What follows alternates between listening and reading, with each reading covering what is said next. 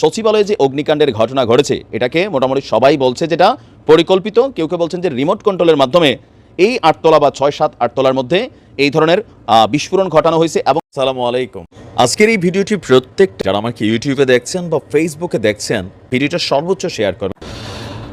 ভারতে বসে বসে শেখ হাসিনা বাংলাদেশকে নিয়ে নানান ধরনের ষড়যন্ত্র করছেন এমনটা দাবি হচ্ছে সরকারে অবস্থিত যারা আছেন। তো তাদের এই বক্তব্যগুলা স্বাভাবিকভাবে তাদের জন্য শেখ হাসিনা একটা আতঙ্কের নাম। ইভেন স্বপনে শয়নে জাগরণে কোথাও না কোথাও আওয়ামী লীগ, শেখ হাসিনা, যুবলীগ, ছাত্রলীগ এই শব্দগুলো তাদের জন্য একটা টেনশনের কারণে হয়ে থাকে। ইভেন এই মুহূর্তে সারা বাংলাদেশে যা ঘটছে একটা জিনিস তৈরি হচ্ছে, যে কোনো ঘটনা ঘটলে এটার নামের শেষে লীগ জোড়া দেওয়া হচ্ছে। অবশেষে বলা হচ্ছে যে প্রশাসন লীগ অথবা আমলা লীগ আজকে এই ঘটনাটা ঘটিয়েছে। আপনারা সকলে জানেন যে সচিবালয়ে যে অগ্নিকাণ্ডের ঘটনা ঘটেছে এটাকে মোটামুটি সবাই বলছে যেটা পরিকল্পিত, কেউ কেউ বলছেন যে রিমোট কন্ট্রোলের মাধ্যমে এই 8 তলা বা 6-7 8 তলার মধ্যে এই ধরনের বিস্ফোরণ ঘটানো হয়েছে। এবং এতে রাষ্ট্রের অতি গুরুত্বপূর্ণ যে মন্ত্রণালয়গুলোর এখানে অফিস ছিল সেগুলো কিন্তু জলে পড়ে ছারখার হয়ে গেছে। কেউ কেউ বলছেন যে দুদক নানান ধরনের ইনভেস্টিগেশন করছে এবং কি বিভিন্ন চলমান প্রকল্প বা অতীতের প্রকল্পগুলো নিয়ে যখন নানান ধরনের তথ্য উপাত্ত ঘাটাঘাটি করা হচ্ছে, তো এই মন্ত্রণালয়গুলোতে থাকা এই নথিগুলো আওয়ামী লীগের জন্য বিস্ফোরা হইতো, সেই কারণে পরিকল্পিতভাবে তারা এই ঘটনা ঘটাইছে বলে দাবি আপনার উপদেষ্টাদের মধ্য থেকেও। এবং কি এটা নিয়ে একটা কমিটি গঠন করা হয়েছে, এখনো ফাইনালি বলা যাচ্ছে না। তবে দিন শেষে আমলা লীগ অথবা প্রশাসন লীগের নাম এখানে জুড়ে দেওয়ার চেষ্টা চলছে। বলা হচ্ছে যে হাসিনার দালালেরা নানা অপকর্মের ফাইলগুলো পুড়িয়ে দিয়েছে। আর এই কথা কে বলছে? বরাবরই খুবই সোচ্চার একসময় ছাত্রলীগের কঠোর কর্মী, বঙ্গবন্ধুর আদর্শের সৈনিক, বাট এই মুহূর্তে সবকিছু উল্টা। সার্জিস বলছে সচিবালয়ে ঘাপটি মেরে থাকা হাসিনার দালালেরা বিভিন্ন অপকর্মের ফাইলগুলোকে আগুনে পুড়িয়ে দিয়েছে। জাতীয় নাগরিক কমিটিতে এই মুহূর্তে মুখ্য সংগঠক রূপে সার্জিস বলছেন আমলাতন্ত্র এবং প্রশাসনে যেসব চাটার দল এখনো ঘাপটি মেরে লুকিয়ে আছে তাদের শেকড় থেকে উপরে ফেলতে হবে। তিনি তার ভেরিফাইড ফেসবুক পোস্টে মন্তব্যের যেটা লিখছেন যে বিগত 16 বছর আওয়ামী লীগের যারা চাটার দল ছিল তাদের মধ্যে অন্যতম একটা অংশ হচ্ছে আমলারা। তাদের উপর ভর করেই শেখ হাসিনা এই দেশে তার ক্ষমতা কুক্ষিগত করেছিলেন।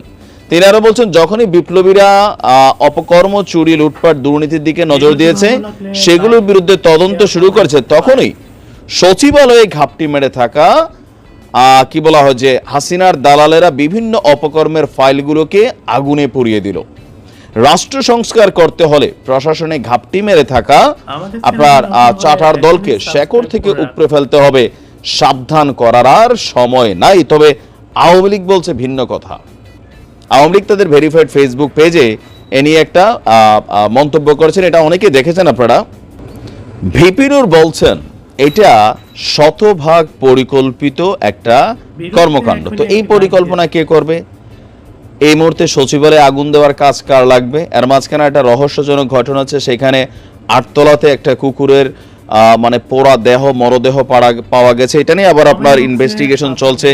তো সকল কিছু মিলিয়ে এখন এই দেশে যাই ঘটে সবকিছুর মধ্যেই বিভিন্ন ফ্ল্যাটে বা বিভিন্ন ফর্মে বরাবরই আওয়ামী লীগকে দায়ী করা হচ্ছে। কিন্তু আওয়ামী লীগ বলছে যে ইউনূস সরকার তারা পরিকল্পিতভাবে এই মন্ত্রণালয়গুলোর নথিগুলো পুড়িয়ে দিয়েছে। কেন? তাদের বক্তব্য যে আওয়ামী লীগ সরকারের বিভিন্ন এমপি মন্ত্রীদেরকে ফাঁসানোর জন্য এই এভিডেন্সগুলো থাকলে এটা সম্ভব হইতো না, যার কারণে সরকার পরিকল্পনা করে আসলে এই ঘটনাটা ঘটাইছে।